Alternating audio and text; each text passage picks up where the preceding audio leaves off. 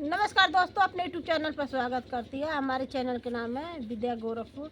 आप जाइए, एक बार साट मार के देखिए। बहुत प्यारा प्यारा हम लोग गीत गा रही है, आप लोग देख नहीं रहा।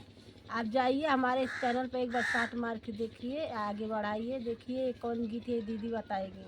नमस्ते दीदी और भैया, आप लोग देखिएगा शिव चर्चा के गीत लेकर आए हैं। लाइक सब्सक्राइब आप लोग करिएगा और फुल आवाज़ में जाकर अपने हमारे चैनल पर देखिएगा। डर लागे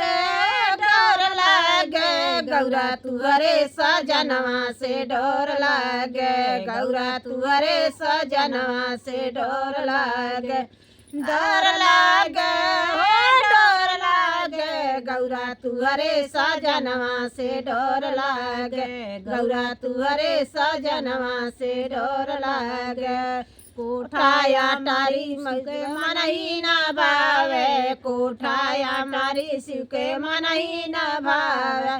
टूटही माड़ैया पर मन भावे, टूटही माड़ैया पर मन भावे। गौरा तुहरे सजनवा से, डर लागे गौरा तुहरे सजनवा से, डर लागे डर लागे डर लागे गौरा तुहरे सजनवा से, डर लागे गौरा तुहरे सजनवा से, डर लागे।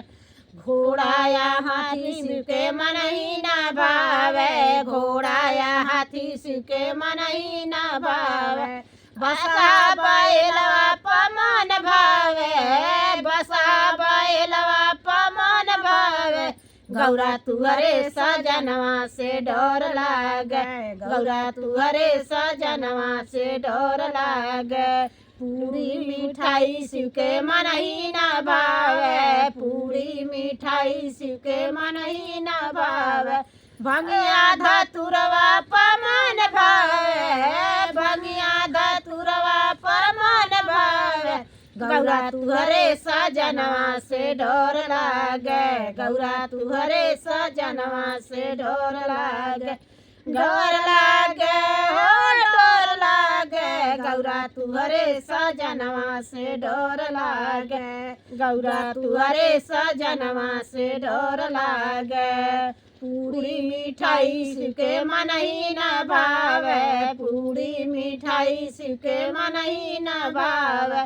बेल के पतैया पर मन भावे, बेल के पतैया पर मन भावे। गौरा तुहरे सजनवा से, डर लागे गौरा तुहरे सजनवा से, डर लागे।